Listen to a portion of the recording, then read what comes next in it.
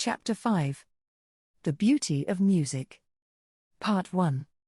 There is a story, in Max Muller's amusing reminiscences, of how Mendelssohn and David once played, in his hearing, Beethoven's later sonatas for piano and violin, and of how they shrugged their shoulders, and opined the old man had not been quite himself when he wrote them. In the history of music it seems to be a rule almost without exceptions, that the works of genius are greeted with contumely. The same is no doubt true, though to a much less degree, of other arts, but in music it seems that the critics proposed also excellent reasons for their vehemence. And it is instructive to observe that the objections, and the reasons for the objections, recur, after the original object of wrath has passed into acceptance, nay, into dominance of the musical world. One may also describe one basic controversy running through all these utterances, even when not explicitly set forth.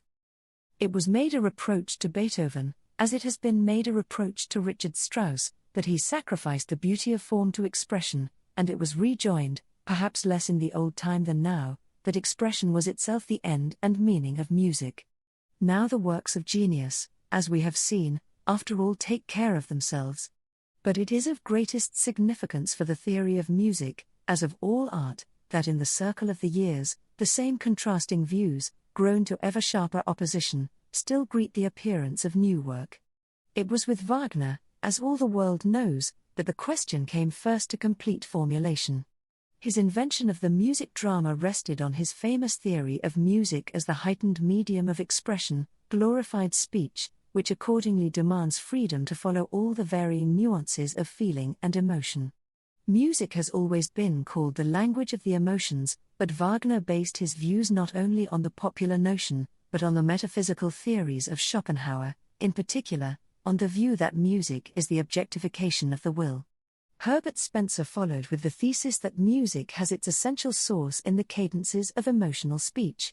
In opposition primarily to Wagner, the so-called formalists were represented by Hanslick, who wrote his well-known The Beautiful in Music to show that though music has a limited capacity of expression, its aim is formal or logical perfection alone. The expressionist school could not contradict the undoubted fact that chords and intervals which are harmonious show certain definite physical and mathematical relationships, that, in other words, our musical preferences appear to be closely related to, if not determined by, these relationships. Thus each school seemed to be backed by science. The emotional speech theory has been held in a vague way, indeed, by most of those theorists whose natural conservatism would have drawn them in the other direction, and is doubtless responsible for the attempts at mediation, first made by Ambrose, less than one greater than, and now met in almost all musical literature. Music may be, and is, expressive, it is said, so long as each detail allows itself to be entirely derived from and justified by the mere formal element. The center of gravity lies in the formal relations. To this, after all, Hanslick himself might subscribe. Other writers seek to balance form and expression, insisting on the dual nature of music, while resting ultimately on the emotional speech theory. The most universal composers, recognizing the interdependence of the two elements, produce the highest type of pure music, music in which beauty is based upon expression, and expression transfigured by beauty. This usual type of reconciliation, however, is a perfectly mechanical binding together of two possibly conflicting aesthetic demands. The question is of the essential nature of music, not whether music may be, but whether it must be, expressive, not whether it has expressive power, but whether it is, in its essence, expression, a question which is only obscured by insisting on the interdependence of the two elements. If music has its essential source in the cadences of speech, then it must develop and must be judged accordingly.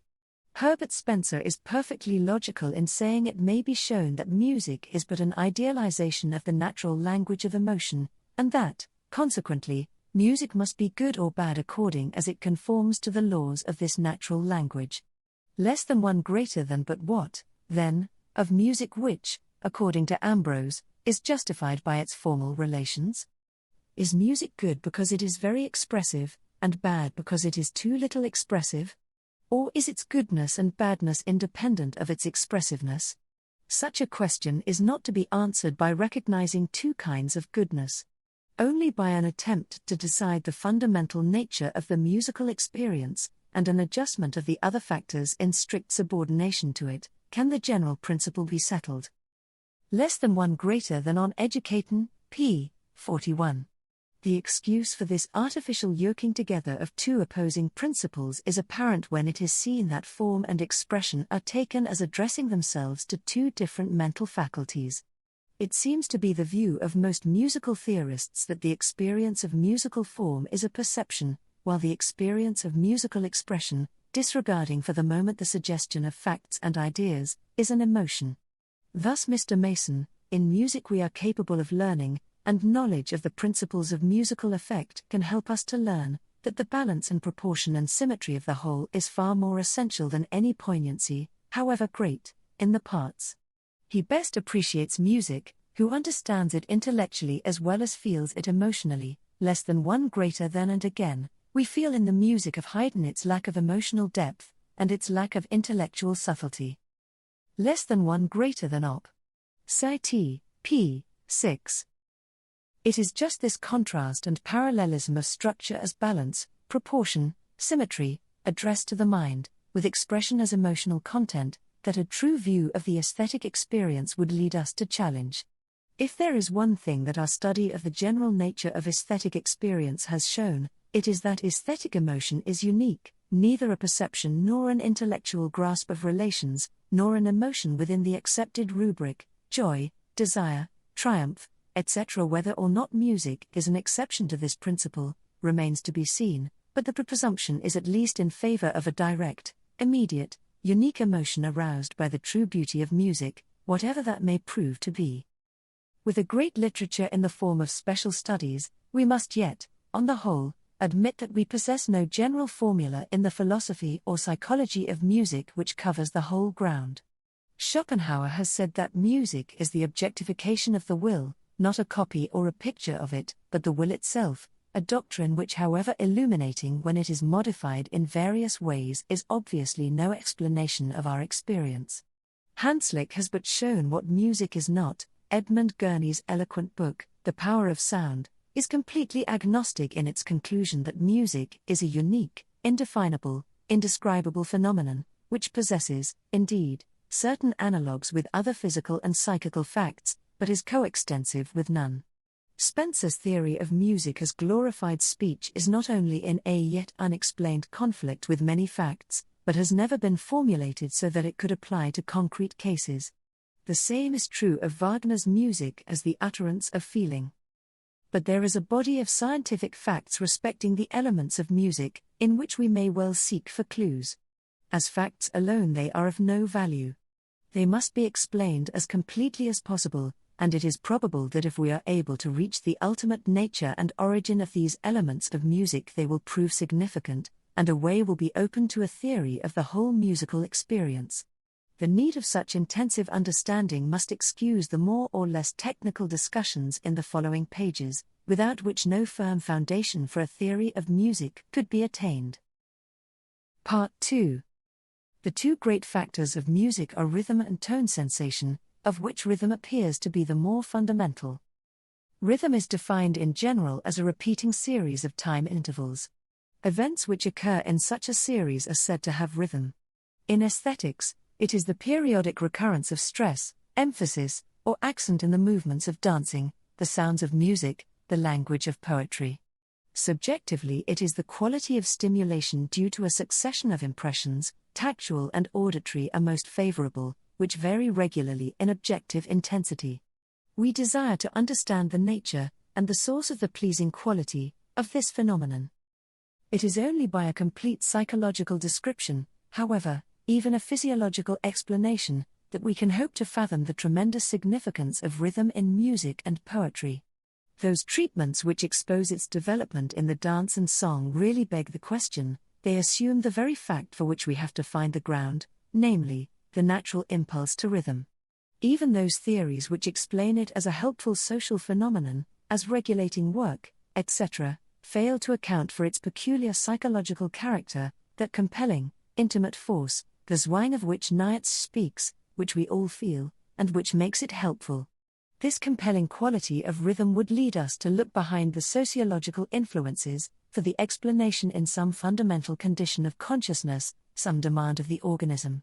For this reason, we must find superficial the views which connect rhythm with the symmetry of the body as making rhythmical gesture necessary, or more particularly with the conditions of work, which, if it is skilled and well carried out, proceeds in equal recurring periods, like the swinging of a hammer or an axe.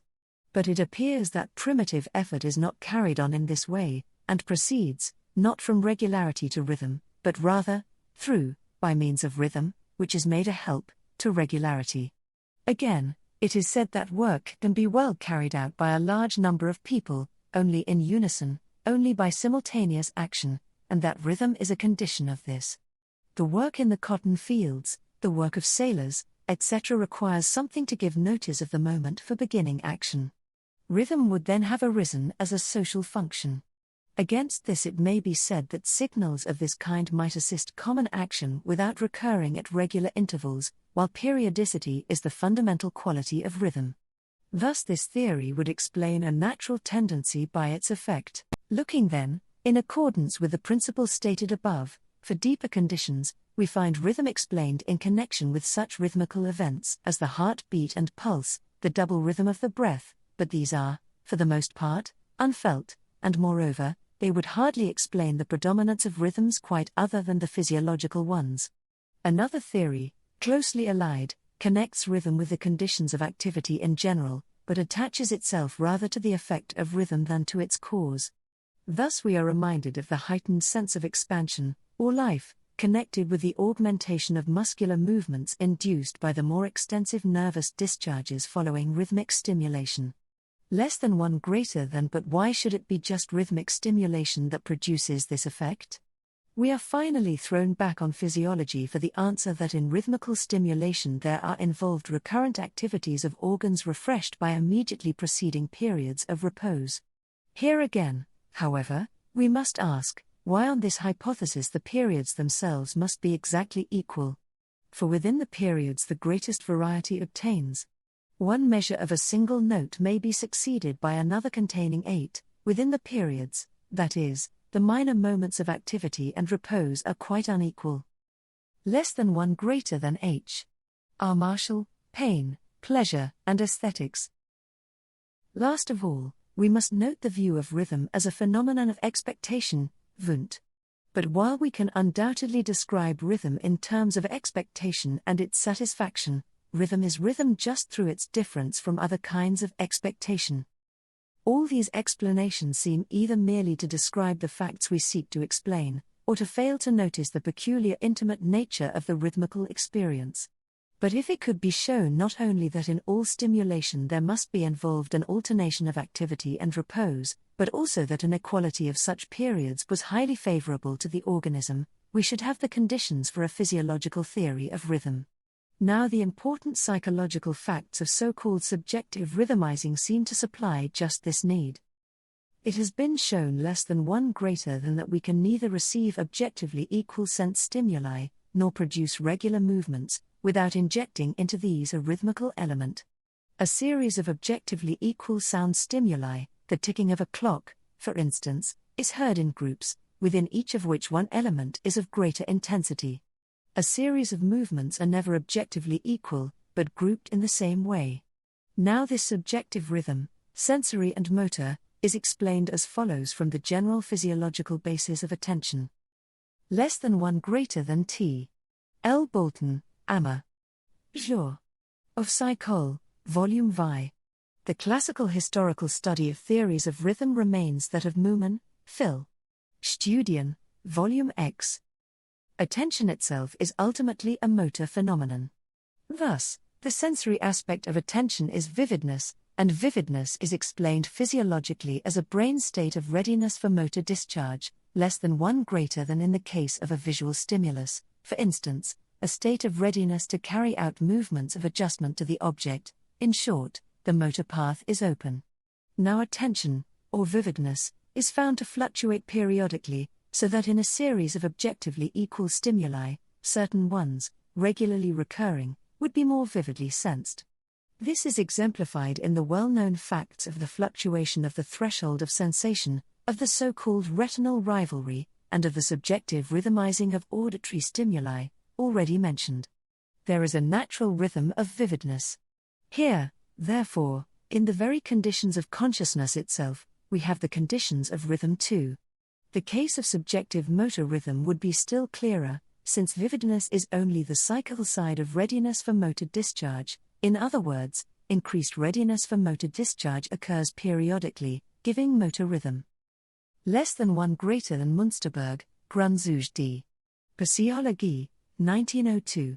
p. 525. It has been said less than 1 greater than that this periodicity of the brainwave cannot furnish the necessary condition for rhythm, inasmuch as it is itself a constant, and could at most be applied to a series which was adapted to its own time. But this objection does not fit the facts. The brainwave, or vividness, or attention period, is not a constant, but attaches itself to the contents of consciousness. In other words, it does not function without material. It is itself conditioned by its occasion. In the case of a regularly repeated stimulus, it is simply adjusted to what is there, and out of the series chooses, as it were, one at regular periods. Less than 2 greater than. Less than 1 greater than J. E minor, motor, visual, and applied rhythms, psychol. Reverend, Monday supple, no. 21. Less than 2 greater than facts, too technical for reproduction here, quoted by R. H. Stetson, Harvard Psychol. Studies, Volume I, 1902, from Cleghorn's and Hofbau's experiments seem to be in harmony with this view.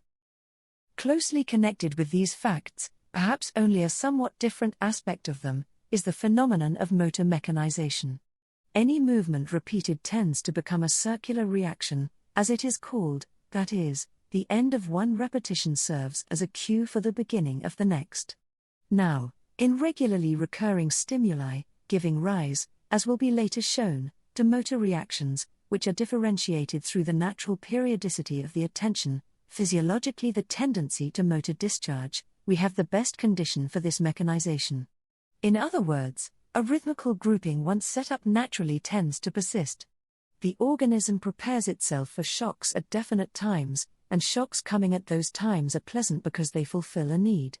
Moreover, every further stimulus reinforces the original activity, so that rhythmical grouping tends not only to persist, but to grow more distinct, as, indeed, all the facts of introspection show. All this, however, is true of the repetition of objectively equal stimuli. It shows how an impulse to rhythm would arise and persist subjectively, but does not of itself explain the pleasure in the experience of objective rhythm.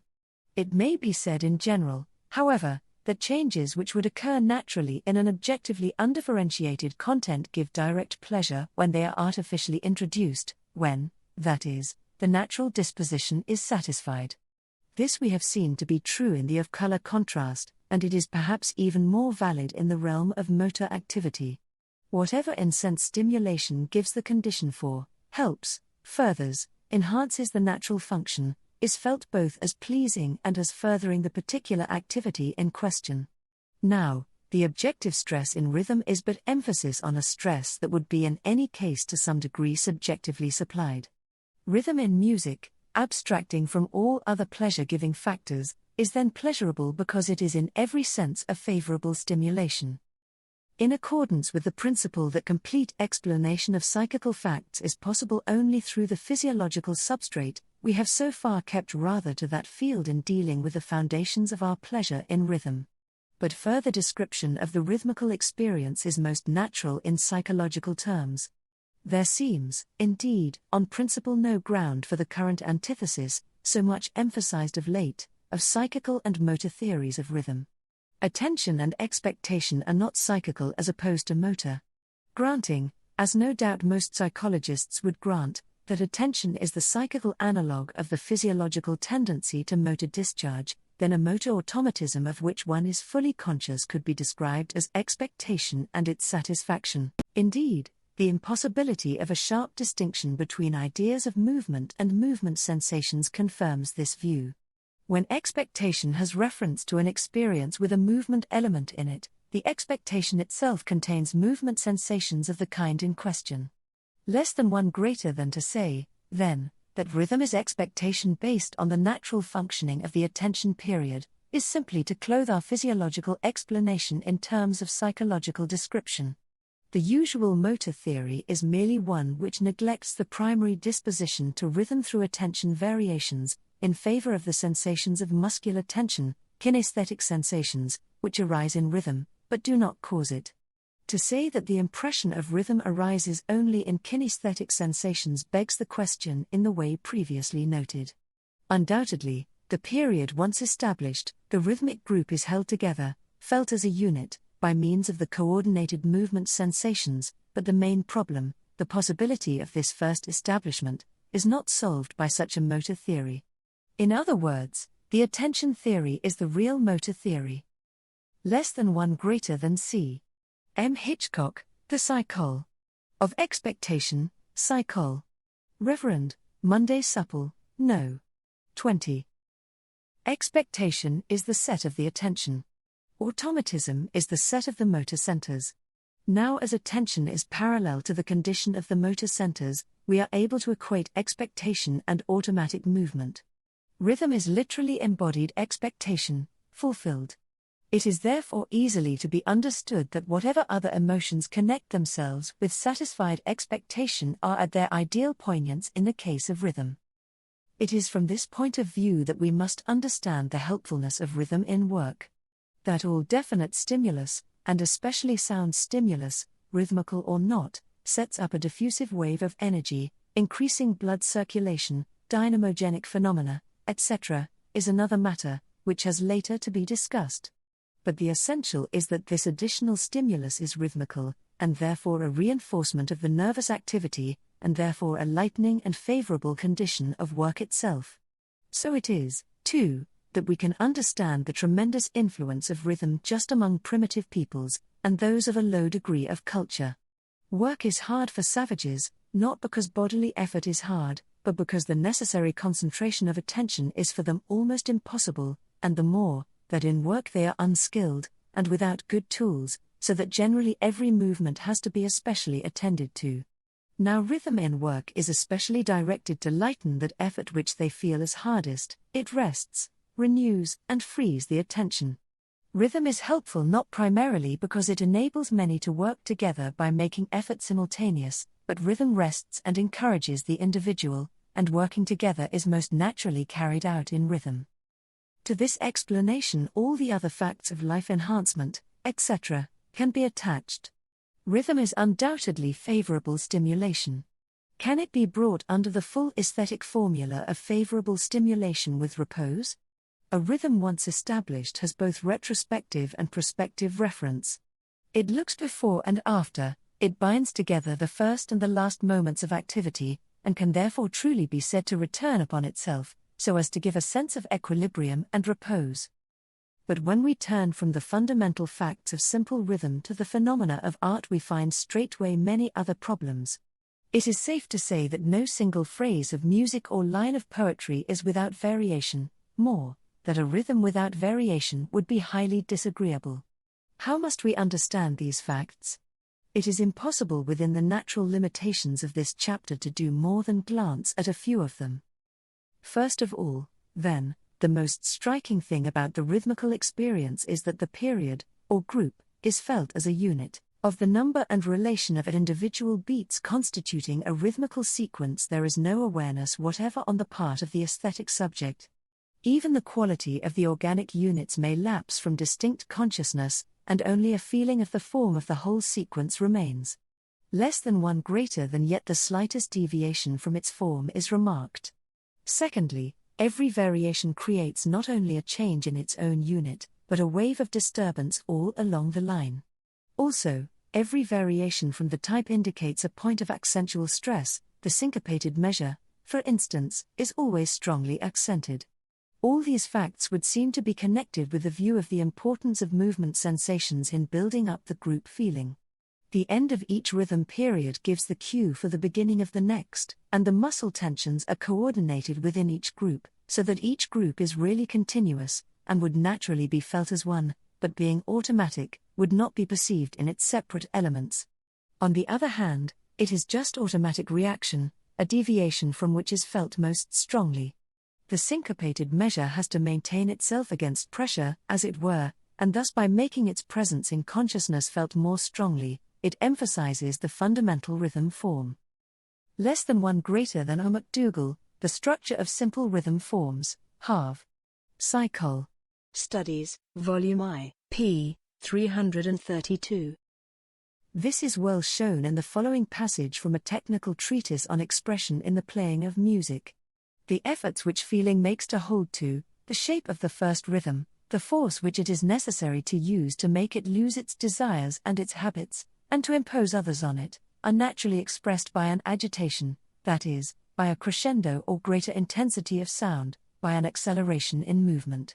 Less than 1 greater than. If a purely technical expression may be pardoned here, it could be said that the motor image, less than 2 greater than, that is, the coordinated muscular tensions which make the group feeling of the fundamental rhythm, is always latent, and becomes conscious whenever anything conflicts with it. Thus it is that we can understand the tremendous rhythmical consciousness in that music which seems most to contradict the fundamental rhythm, as in Negro melodies, and ragtime generally, and in general, the livening effect of variation. The motor tension, the set becomes felt the moment there is objective interference, just as we feel the rhythm of our going downstairs only when we fail to get the sensation we expect. Less than 1 greater than. M. Lucy, Trait de l'expression musicale, Paris, 1874, p. 7. Less than 2 greater than. Gestaltsqualität, literally form quality. This principle of the motor image is of tremendous significance, as we shall see, for the whole theory of music. Let it be sufficient to note here that expression, in the form of Gestaltsqualität, or motor image, is, as a principle, sufficient for the explanation of the most important factors in the experience of rhythm. Part 3. But we have dwelt too long on the general characteristics. Although our examples have been drawn mostly from the field of music, the preceding principles apply to all kinds of rhythm, tactual and visual as well as auditory. It is time to show why the rhythm out of all comparison the strongest, most compelling, most full of emotional quality, is the rhythm of music. It has long been known that there is a specially close connection between sounds and motor innervations. All sorts of sensorial stimuli produce reflex contractions, but the auditory, apparently, to a much higher degree. Animals are excited to all sorts of outbreaks by noise, children are less alarmed by visual than by auditory impressions. The fact that we dance to sound rather than to the waving of a baton, or rhythmical flashes of light for instance, the fact that this second proposition is felt at once to be absurd, shows how intimately the two are bound together. The irresistible effects of dance, martial music, etc., are trite commonplaces, and I shall therefore not heap up instances which can be supplied by every reader from his own experience. Now all this is not hard to understand, biologically. The eye mediated the information of what was far enough away to be fled from, or prepared for, the ear what was likely to be nearer, unseen, and so more ominous. As more ominous, it would have to be responded to in action more quickly. So that if any sense was to be in especially close connection with the motor centers, it would naturally be hearing. The development of the auditory functions points to the same close connection of sound and movement. Sounds affect us as tone, and as impulse. The primitive sensation was one of impulse alone, mediated by the shake organs. These shake organs at first only gave information about the attitude and movements of the body, and were connected with motor centers so as to be able to re-establish equilibrium by means of reflexes. The original shake organ developed into the organs of hearing and of equilibrium, that is, the cochlea and the semicircular canals respectively, but these were still side by side in the inner ear, and the close connection with the motor centers was not lost. Anatomically, the auditory nerve not only goes to those parts of the brain whence the motor innervation emanates, and to the reflex centers in the cerebellum, but passes close by the vagus or pneumogastric nerve, which rules the heart and the vasomotor functions. We have then multiplied reasons for the singular effect of sound on motor reactions, and on the other organic functions which have so much to do with feeling and emotion. Every sound stimulus is then much more than sound sensation. It causes reflex contractions in the whole muscular system, it sets up some sort of cardiac and vascular excitation. This reaction is in general in the direction of increased amplitude of respiration, but diminution of the pulse, depending on a peripheral vasoconstriction. Moreover, this vasomotor reaction is given in a melody or piece of music, not by its continuity, but for every one of the variations of rhythm, key, or intensity, which is of interest in the light of what has been said of the latent motor image. The obstacle in syncopated rhythm is physiologically translated as vasoconstriction. In general, music induces cardiac acceleration. All this is of value in showing how completely the attention motor theory of rhythm applies to the rhythm of sounds. Since sound is much more than sound, but sound sensation, movement, and visceral change together, we can see that the rhythmical experience of music is, even more literally and completely than it first appeared, an embodied expectation. No sensorial rhythm could be so completely induced in the psychological organism as the sound rhythm. In listening to music, we see how it is that we ourselves, body and soul, seem to be in the rhythm.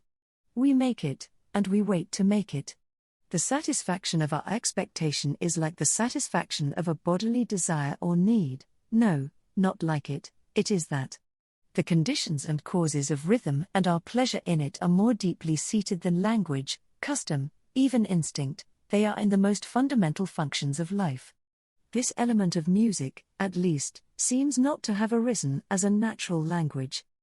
Part 4. The facts of the relations of tones, the elements, that is, of melody and harmony, are as follows. We cannot avoid the observation that certain tones go together, as the phrase is, while others do not. This peculiar impression of belonging together is known as consonance, or harmony. The intervals of the octave, the fifth, the third, for instance, that is, CC, CG, CE, in the diatonic scale, are harmonious, while the interval of the second, CD, is said to be dissonant. Consonance, however, is not identical with pleasingness, for different combinations are sometimes pleasing, sometimes displeasing. In the history of music we know that the octave was to the Greeks the most pleasing combination, to medieval musicians the fifth, while to us, the third, which was once a forbidden chord, is perhaps most delightful. Yet we should never doubt that the octave is the most consonant, the fifth and the third the lesser consonant of combinations. We see, thus, that consonance, whatever its nature, is independent of history, and we must seek for its explanation in the nature of the auditory process. Various theories have been proposed. That of Helmholtz has held the field so long that, although weighty objections have been raised to it, it must still be treated with respect. In introducing it, a short review of the familiar facts of the physics and physiology of hearing may not be out of place. The vibration rates per second of the vibrating bodies, strings, steel rods, etc., which produce those musical tones which are consonant, are in definite and small mathematical ratios to each other. Thus the rates of CC are as 1 to 2, of CG, CE, as 2 to 3, 4 to 5. In general, the simpler the fraction, the greater the consonance, but no sonorous body vibrates in one single rate. A taut string vibrates as a whole, which gives its fundamental tone, but also in halves, in fourths, etc., each giving out a weaker partial tone, in harmony with the fundamental. And according to the different ways in which a sonorous body divides, that is, according to the different combination of partial tones peculiar to it, is its especial quality of tone, or timbre. The whole complex of fundamental and partial tones is what we popularly speak of as a tone, more technically a clang. These physical agitations or vibrations are transmitted to the air. Omitting the account of the anatomical path by which they reach the inner ear, we find them at last setting up vibrations in a many-fibered membrane, the basilar membrane, which is in direct connection with the ends of the auditory nerve. It is supposed that to every possible rate of vibration, that is, every possible tone, or partial tone, there corresponds a fiber of the basilar membrane fitted by its length to vibrate synchronously with the original wave elements. The complex wave is thus analyzed into its constituents. Now when two tones, which we will for clearness suppose to be simple, unaccompanied by partial tones, sounding together, have vibration rates in simple ratios to each other. The air waves set in motion do not interfere with each other, but combine into a complex but homogeneous wave.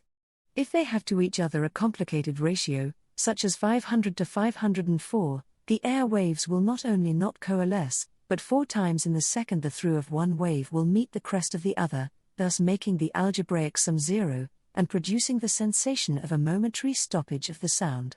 When these stoppages, or beats, as they are called, are too numerous to be heard separately, as in the interval, say, 500 to 547, the effect is of a disagreeable roughness of tone, and this we call discord. In other words, any tones which do not produce beats are harmonious, or harmony is the absence of discord. In the words of Helmholtz, less than one greater than consonance is a continuous, dissonance and intermittent, tone sensation. Less than one greater than layer of V. D. Tonefindungen, p. 370, in 4th edition.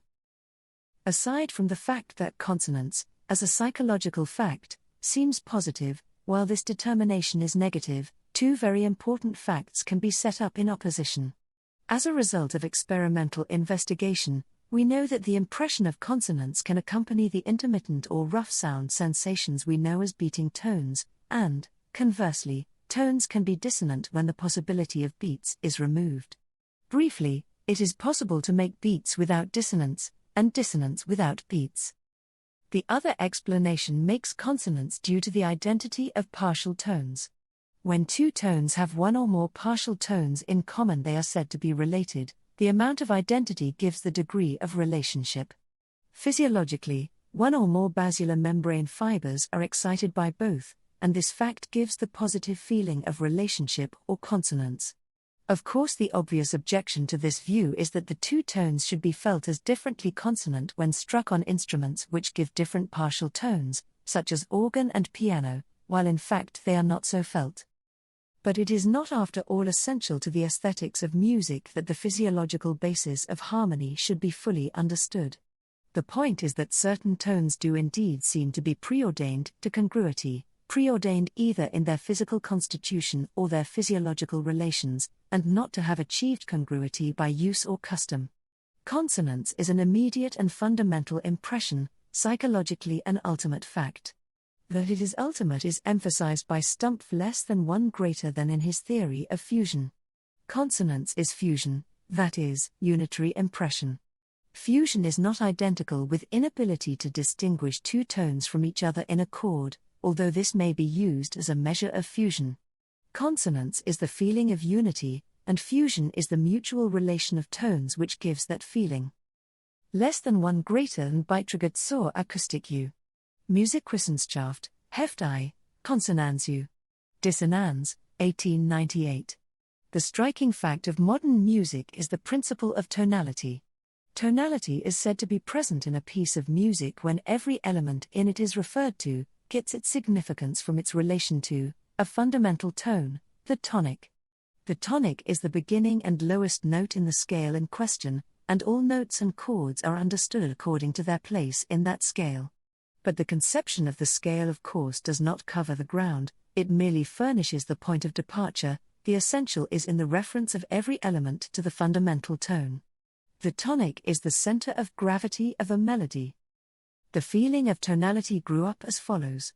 Every one was referred to a fundamental, whether or not it made with it an harmonious interval. The fundamental was imaged together with every other note, and when a group of such references often appeared together, the feelings bound up with a single reference, interval feelings, fused into a single feeling, the tonality feeling. When this point is once reached, it is clear that every tone is heard not as itself alone, but in its relations. It is not that we judge of tonality, it is a direct impression, based on a psychological principle that we have already touched on in the theory of rhythm. The tonality feeling is a feeling of form, or motor image, just as the shape of objects is a motor image.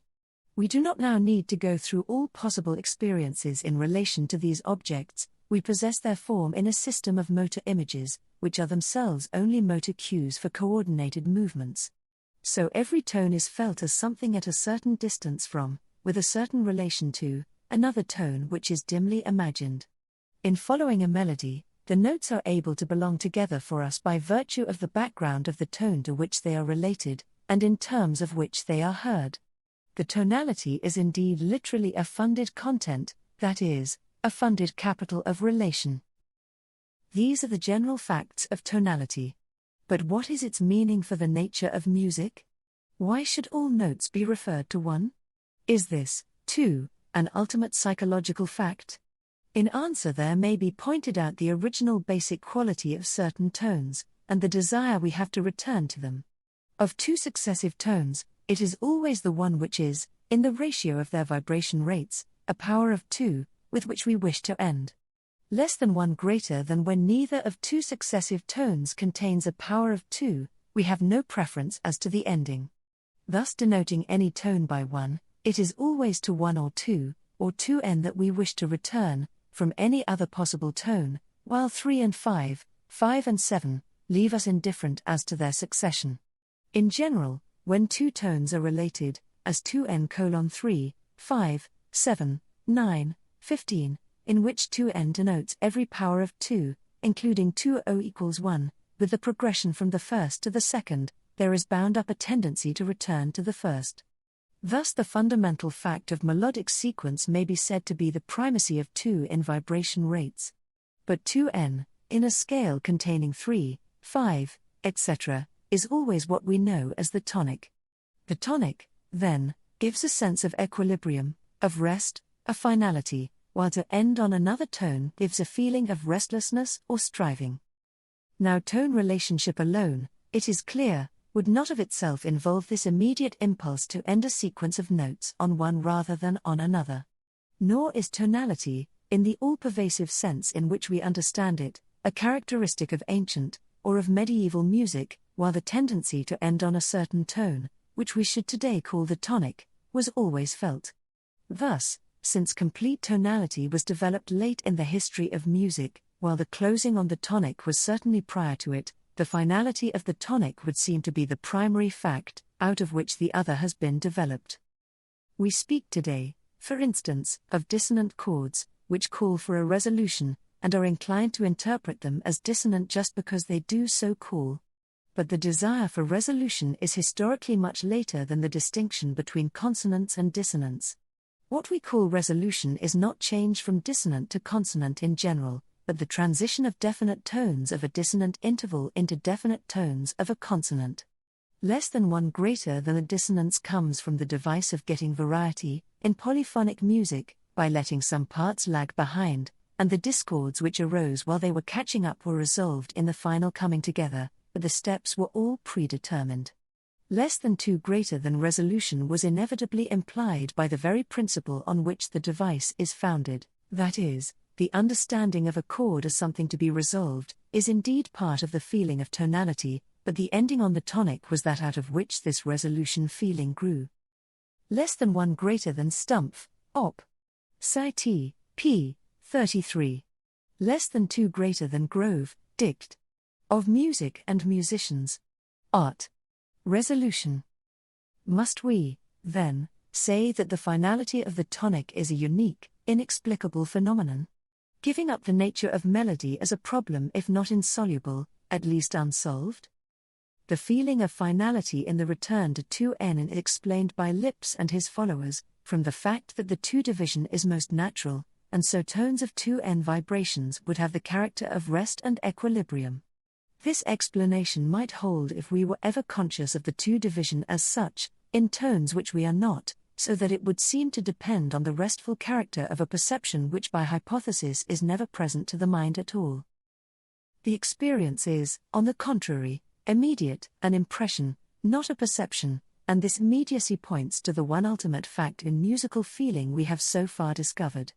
The whole development of the scale, and the complex feeling of tonality, is an expression of the desire for consonance. Every change and correction in the scale has gone to make every note more consonant with its neighbors. And naturally the tonic is the tone with which all other tones have the most unity.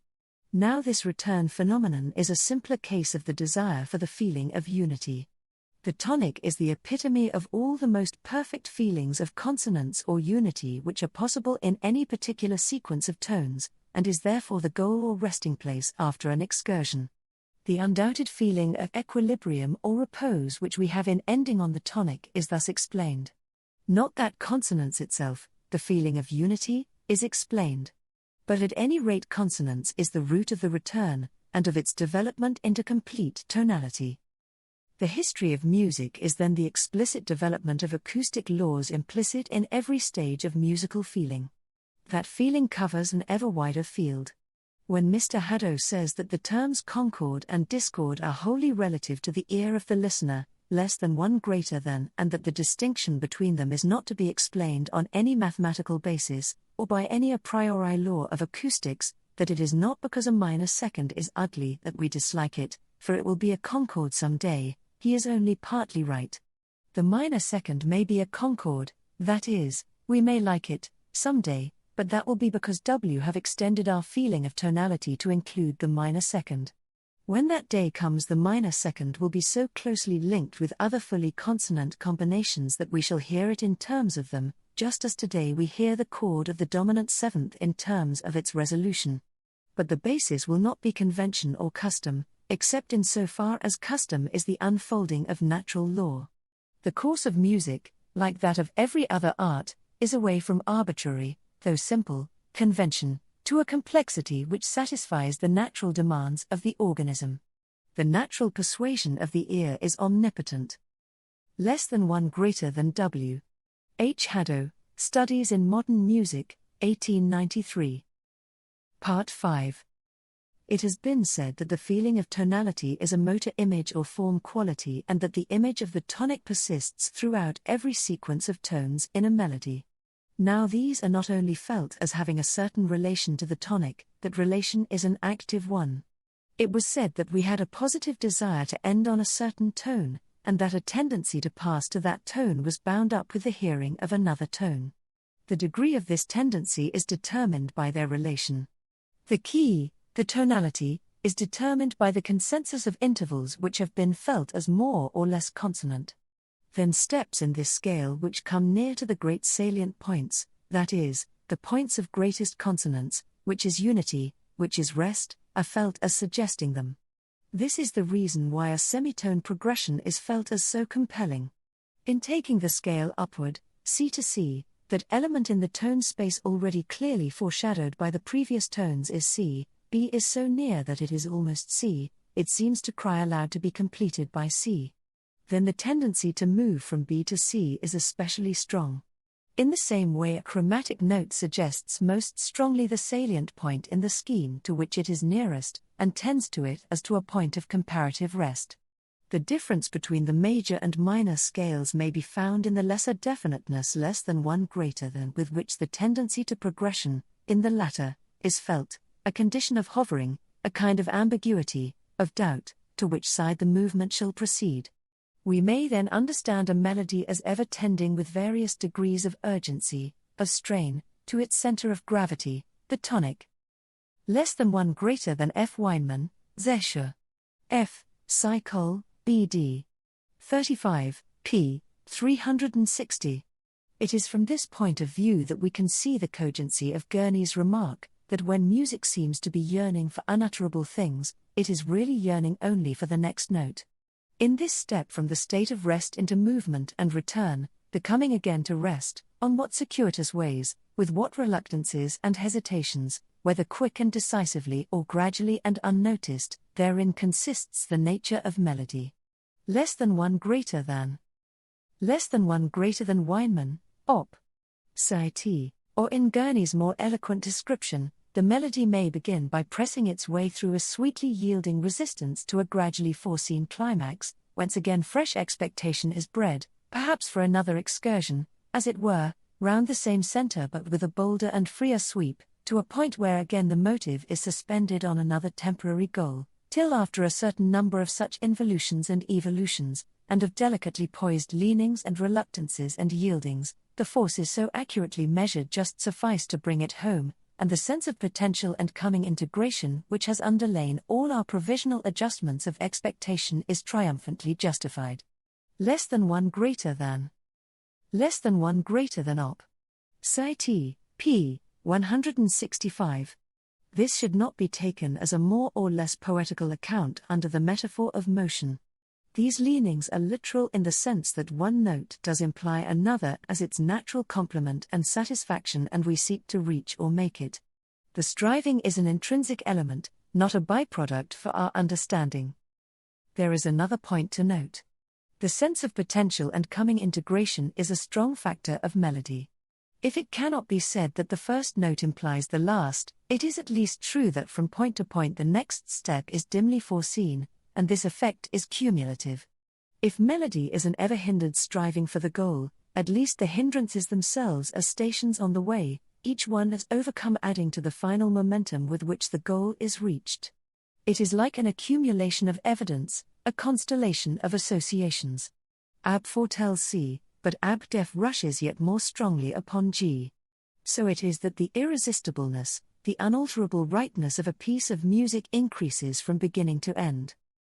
The significance of this essential internal necessity of progression cannot be overestimated.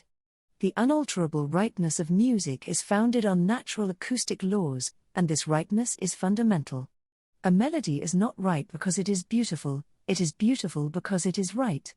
The natural tendencies point out different paths to the goal, and thus different ways of being beautiful, but the nature of the relation between point and point, the nature of the progression, that is, the nature of melody, is the same. Up to this point we have consistently abstracted from the element of rhythm in melody. Strictly speaking, however, it is impossible to do so. The individuality of a melody is absolutely dependent on its rhythm, that is, on the relative time value of its tones. Gurney has devoted some amusing pages to showing the trivial, dragging, lusterless tunes that result from ever so slight a change in the rhythm of noble themes, or even in the distribution of rhythmical elements within the bar. The reason for this is evident. The nature of melody in the sense of sequence consists in the varied answers to the demands of the ear as felt at each successive point. Now it is clear that such answer can be emphasized, given indifferently, held in suspense, in short, subjected to all kinds of variation as well by the rhythmical form into which it is cast, as by the different choice of possibilities for the tone itself. The rhythm helps out the melody not only by adding to it an independently pleasing element, but, and this is indeed the essential, by reinforcing the intrinsic relations of the notes themselves. Thus it is in the highest degree true that in melody and rhythm we do not have content and form, but that, strictly speaking, the melody is tone sequence in rhythm. The intimate bondage of tone sequence and rhythm is grounded in the identity of their inner nature, both are varieties of the objective conditions of embodied expectation. It is not of the essence of music to satisfy explicit and conscious expectation, to satisfy the understanding. It meets on the contrary a subconscious, automatic need which becomes conscious only in the moment of its contenting. Every moment of progress in a beautiful melody is hailed like an instinctive action performed for the first time. Rhythm is the ideal satisfaction of attention in general with all its bodily concomitants and expressions. Tone sequence is the satisfaction of attention directed to auditory demands. But the form quality of rhythm, the form quality of tonality, is an all but subconscious possession. Together, reinforcing each other in melody, they furnish the ideal arrangement of the most poignant of sense stimulations. Part 6. It is strange that those who would accept the general facts of musical logic as outlined above do not perceive that they have thereby cut away the ground from under the feet of the natural language argument. If the principle of choice in the progress of a melody is tone relationship, the principle of choice cannot also be the cadences of the speaking voice. That musical intervals often recall the speaking voice is another matter, as we have said, and to this it may be added that they much more often do not. The question here is only of the primacy of the principle. Thus it would seem that the facts of musical structure constitute in themselves a refutation of the view we have disputed. To say that music arose in heightened speech is irrelevant, for the occasion of an aesthetic phenomenon is never its cause. It might as well be said that music arose in economic conditions, as indeed Gross, in his Anfänge der Kunst, conclusively shows, without attempting to make this social occasion intrude into the nature of the phenomenon. Primitive decorative art arose in the imitation of the totemic or clan symbols, mostly animal forms, but we have seen that the aesthetic quality of the decoration is due to the demands of the eye, and appears fully only in the comparative degradation of the representative form. In exactly the same way might we consider the degradation of speech cadences into real music, supposing this were really the origin of music. As a matter of fact, however, the best authorities seem to be agreed that the primitive dance song was rather a monotonous, meaningless chant, and that the original pitch elements were mechanically supplied by the first musical instruments, these being at first merely for noise, and becoming truly vibrating, sonorous bodies because they were more easily struck if they were hard or taut. The musical tones which these hard vibrating bodies gave out were the first determinations of pitch, and of the elements of the scale, which correspond to the natural partial vibrations of such bodies. The human voice, Wallachek less than 1 greater than tells us, equally admits of any pentatonic or heptatonic intervals, and very likely we should never have got regular scales if we had depended upon the ear and voice only. The first unique cause to settle the type of a regular scale is the instrument. To this material we have to apply only that natural persuasion of the ear which we have already explained, to account for the full development of music. Less than 1 greater than primitive music, 1893, p. 156. The beauty of music, insofar as beauty is identical with pleasantness, consists in its satisfaction of the demands of the ear, and of the whole psychophysical organism as connected with the ear. It is now time to return to a thread dropped at the beginning. It was said that a common way of settling the musical experience was to make musical beauty the object of perception, and musical expression the object, or source, of emotion. This view seems to attach itself to all shades of theory. Hanslick always contrasts intellectual activity as attaching to the form, and emotion as attaching to the sensuous material, that is, the physical effects of motion, loud or soft sound, tempo, etc. He speaks of the aesthetic criterion of intelligent gratification. The truly musical listener has his attention absorbed by the particular form and character of the composition, the unique position which the intellectual element in music occupies in relation to forms and substance, subject. M. Doriak in the same way separates the emotion of music less than 1 greater than as a product of nervous excitations, from the appreciation of it as beautiful. It is probably that the pleasure caused by rhythm and color prevails with a pretty large number, with the greatest number, over the pleasure in the musical form, pleasure too exclusively psychological for one to be content with it alone. The musical sense implies the intelligence. The theory applies to a great number of sonorous sensations, and not at all to any musical perceptions. Mr. W. H. Haddo less than 2 greater than tells us that it is the duty of the musician not to flatter the sense with an empty complement of sound, but to reach through sensation to the mental faculties within. And again we read the art of the composer is in a sense the discovery and exposition of the intelligible relations in the multifarious material at his command. Less than 3 greater than. Less than 1 greater than le plaisir et l'émotion musicale, Reverend Philos, Tome 42, No. 7. Less than 2 greater than op. Cit. p. 47. Less than 3 greater than Groves Dict. Art. Relationship. Now it is not hard to see how this antithesis has come about. But that the work of a master is always capable of logical analysis does not prove that our apprehension of it is a logical act. And the preceding discussion has wholly failed to make its point, if it is not now clear that the musical experience is an impression and not a judgment, that the feeling of tonality is not a judgment of tonality, and that though the aesthetic enjoyment of music extends only to those limits within which the feeling of tonality is active, that feeling is more likely than not to be quite unintelligible to the listener. Indeed, if it were not so, we should have to restrict, by hypothesis, the enjoyment of music to those able to give a technical report of what they hear, which is notoriously at odds with the facts. That psychologist is quite right who holds less than 1 greater than that psychology, in laying down a principle explaining the actual effect of a musical piece, is not justified in confining itself to skilled musicians and taking no notice of more than 9/10 of those who listen to the piece. But on the understanding that the tonality feeling acts subconsciously, that our satisfaction with the progression of notes is unexplained by the laws of acoustics and association, we are enabled to bring within the circle of those who have the musical experience even those 9/10 whose intellects are not actively participant. Less than one greater than Lazarus, Das Leben der Seele, 2, p. 323. The fact is that musical form, in the sense of structure, balance, symmetry, and proportion in the arrangement of phrases, and in the contrasting of harmonies and keys, is different from the musical form which is felt intimately, intrinsically, as the desired, the demanded progress from one note to another. Structure is indeed perceived, understood, enjoyed as an orderly unified arrangement. Form is felt as an immediate joy. Structure it is which many critics have in mind when they speak of form, and it is the confusion between the two which makes such an antithesis of musical beauty and sensuous material possible. The real musical beauty, it is clear, is in the melodic idea, in the sequence of tones which are indissolubly one, which are felt together, one of which cannot exist without the other. Musical beauty is in the intrinsic musical form.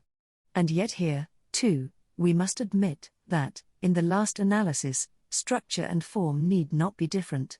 The perfect structure will be such a unity that it, too, will be felt as one, not only the orderly distribution of harmonies and keys in such a manner that the mind can realize the concatenation as a complete and distinct work of art. The ideal musical consciousness would have an ideally great range. It would not only realize the concatenation, but it would take it in as one takes in a single phrase, a simple tune, retaining it from first not to last.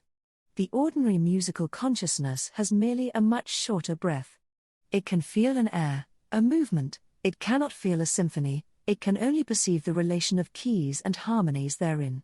With repeated hearing, study, experience, this span of beauty may be indefinitely extended, in the individual, as in the race. But no one will deny that the direct experience of beauty, the single aesthetic thrill, is measured exactly by the length of this span. It is only genius, hearer or composer, who can operate a long haline. So it is that we must understand the development in musical form from the cut and dried sonata form to the wayward yet infinitely greater beauty of Beethoven, and thence to the free forms of modern music. Infinite melody is a contradiction in terms, because when the first term cannot be present in consciousness with the last, there is nothing to control and direct the progression, and our musical memory is limited. Yet we can conceive, theoretically, the possibility of an indefinite widening of the memory. It was on some such grounds as these that Poe laid down his famous poetic principle, that a long poem does not exist, that a long poem is simply a flat contradiction in terms. He says, indeed, that because elevating excitement, the end of a poem, is through a psychical necessity transient, therefore no poem should be longer than the natural term of such excitement. It is clearly possible to substitute for elevating excitement, immediate musical feeling of the individual. What is the meaning of feeling, impression, here? It is the power of entering into a Gestaltsqualität, a motor group, a scheme in which every element is the mechanical cue to the following. Beauty ceases for the hearer where this carrying power, the funded capital of tone linking ceases. In just the same way, if rhythm were a perception rather than an impression, we ought to be able to apprehend a rhythm of which the unit periods were hours. Yet we may so bridge over the moments of beauty in experience that we are enabled, without stretching to a breaking point, to speak of a symphony or an opera as a single beautiful work of art. Part 7. But what of the difficulties which such a theory must meet? The most obvious one is the short life of musical works. If musical beauty is founded in natural laws, why does music so quickly grow old? The answer is that music is a phenomenon of expectation as founded on these natural laws. It is the tendency of one note to progress to another which is the basis of the vividness of our experience.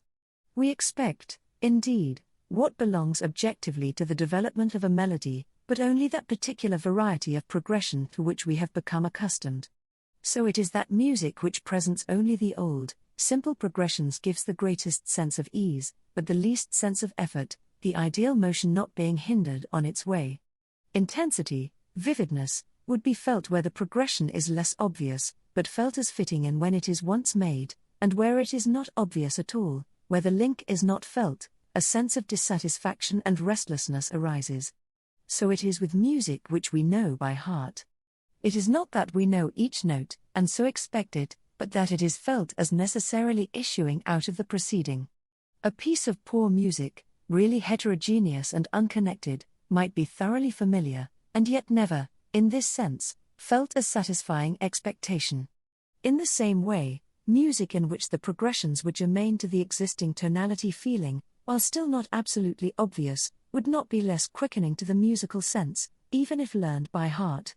It is clear that there is an external and an internal expectation, one, imposed by memory, for the particular piece, the other constituted partly by intrinsic internal relations, partly by the degree to which these internal relations have been exploited.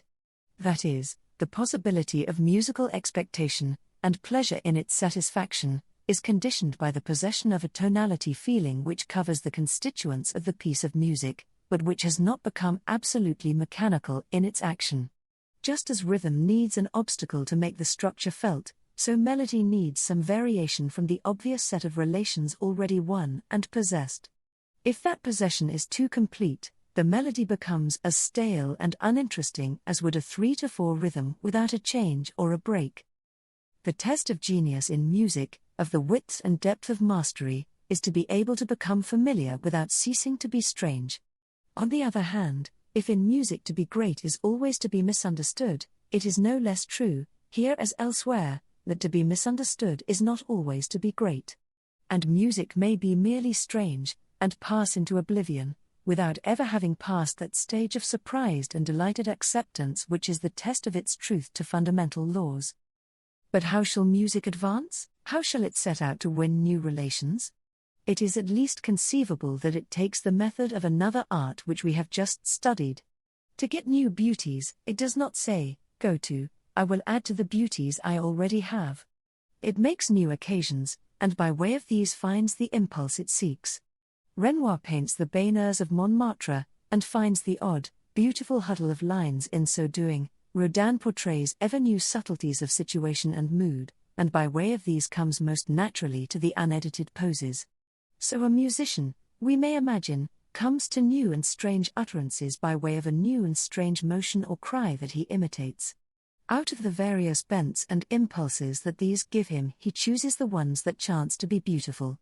And in time these new beauties have become worn away like the trite metaphors that are now no longer metaphors, but part of the funded capital. That was a ridiculous device of Schumann's, who found a motif for one of his loveliest things, by using the letters of his temporary fair one's name, ABEGG, but it may not be so utterly unlike the procedure by which music grows. Part 8. But what provision must be made for the emotions of music?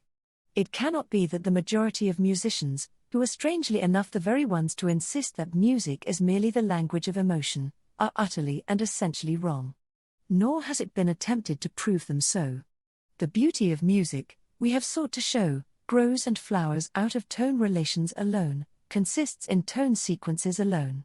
But it has not been said that music did not arouse emotion, nor that it might not on occasion even express it. It is in fact now rather a commonplace in musical theory, to show the emotional means which music has at its command, and I shall therefore be very brief in my reference to them. They may be shortly classed as expressive by association and by direct induction.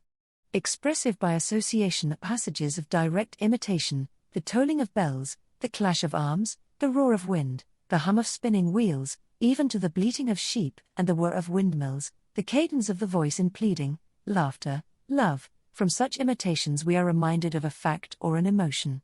More intimate is the expression by induction. Emotion is aroused by activities which themselves form part of the emotions in question. Thus the differences in tempo, reproduced in nervous response, call up the gaiety, sadness, hesitation, firmness, haste, growing excitement, etc., of which whole experiences these movement types form a part. These emotions, as has often been shown, are absolutely general and indefinite in their character, and are, on the whole, even in their intensity, no measure of the beauty of the music which arouses them. Indeed, we can get intense emotion from sound which is entirely unmusical. So, too, loudness, softness, crescendo, diminuendo, volume, piercingness, have their emotional accompaniments. It is to Hanslick that we owe the general summing up of these possibilities of expression as the dynamic figures of occurrences. How this dynamic skeleton is filled out through association, or that special form of association which we know as direct induction, is not hard to understand on psychological grounds. It is not necessary to repeat here the reasons for the literally moving appeal of sound stimulations, which have been already detailed under the subject of rhythm. Yet there still remains a residue of emotion not entirely accounted for. It has been said that the emotions expressed, or aroused, are more or less independent of the intrinsic musical beauty, but it cannot be denied that there is an intense emotion which grows with the measure of the beauty of a piece of music, and which music lovers are yet loath to identify with the so-called general aesthetic emotion, or with the satisfaction of expectation, different varieties of which, in fusion, we have tried to show as the basis of the musical experience. The aesthetic emotion from a picture is not like this, they say, and a mere satisfaction of expectation is unutterably tame. This is unique, aesthetic, individual. I believe that the clue to this objection in the natural impulse of mankind to confuse the intensity of an experience with a difference in kind. But first of all, there must be added to our list of definite emotions from music, those which attach themselves to the internal relations of the notes. Gurney has said that when we feel ourselves yearning for the next unutterable, we are really yearning for the next note. That is the secret. Each one of those tendencies, demands, leanings, strivings, returns, as between tone and tone in a melody, is necessarily accompanied by the feeling tone which belongs to such an attitude. And it is to be noted that all the more poignant emotions we get from music are always stated in terms of urgency, of strain, of effort. That is because these emotions, and these alone, are inescapable in music since they are founded on the intrinsic relations of the notes themselves. It is just for this reason, too, that music, just in proportion to its beauty, is felt, as someone says, like vinegar on a wound, by those in grief or anxiety. I shall loathe sweet tunes, where a note grown strong relents and recoils, and climbs and closes. It is the yearning that is felt most strongly, the more vividly are the real musical relations of the notes brought out. Music expresses and causes tension, strain, yearning, through its inner, its absolute nature. But it does more, it satisfies these yearnings. It not only creates an expectation to satisfy it, but the expectation itself is of a poignant, emotional, personal character. What is the emotion that is aroused by such a satisfaction? The answer to this question takes us back again to that old picturesque theory of Schopenhauer, that music is the objectification of the will. Schopenhauer meant this in a metaphysical, and to us an inadmissible sense, but I believe that the psychological analysis of the musical experience which we have just completed shows that there is another sense in which it is absolutely true. The best psychological theory of the experience of volition makes it the imaging of a movement or action, followed by feelings of strain, and then of the movement carried out. The anticipation is the essential. Without anticipation, as in the reflex, winking, the action appears involuntary. Without the feeling of effort or strain, as in simply raising the empty hand, the self-feeling is weaker. When all these three elements, image, effort, success, are present most vividly, the feeling is of triumphant volition. Now my thesis is, the thesis toward which every though of the preceding has pointed, that the fundamental facts of the musical experience are supremely fitted to bring about the illusion and the exaltation of the triumphant will. The image, dimly foreshadowed, is given in the half-consciousness of each note as it appears, and in that sense of coming integration already recognized. The proof is the shock and disappointment when the wrong note is sounded. If we had not some anticipation of the right, the wrong one would not shock. The strain we have in the effort of the organism to reach the note, the tendency to which is implicit in the preceding. The success is given in the coming of the note itself. All this is no less true of rhythm, but there the expectation is more mechanical, less conscious, as has been fully shown. The more beautiful, that is, the more inevitably, irresistibly right the music, the more powerful the influence to this illusion of the triumphant will. The exaltation of musical emotion is thus the direct measure of the perfection of the relations, the beauty of the music. This, then, is the only intimate, immediate, intrinsic emotion of music, the illusion of the triumphant will. One word more on the interpretation of music in general aesthetic terms. All that has been said goes to show that music possesses to the very highest degree the power of stimulation. Can we attribute to it repose in any other sense than that of satisfying a desire that it arouses? We can do so in pointing out that music ever returns upon itself, that its motion is cyclic. Music is the art of auditory implications, but more than this, its last note returns to its first. It is as truly a unity as if it were static. We may say that the beauty of a picture is only entered into when the eye has roved over the whole canvas, and holds all the elements indirectly while it is fixated upon one point. In exactly the same way, music is not beauty unless it is all there, at every point of fusion of the heard tone with the once heard tones in the order of their hearing. The melody, as a set of implications, is as essentially timeless as the picture. By melody too, then, is given the perfect moment, the moment of unity and completeness, of stimulation and repose. The aesthetic emotion for music is then the favorable stimulation of the sense of hearing and those other senses that are bound up with it, together with the repose of perfect unity. It has a richer color, a more intense exaltation in the illusion of the triumphant will, which is indeed the peculiar moment for the self in action.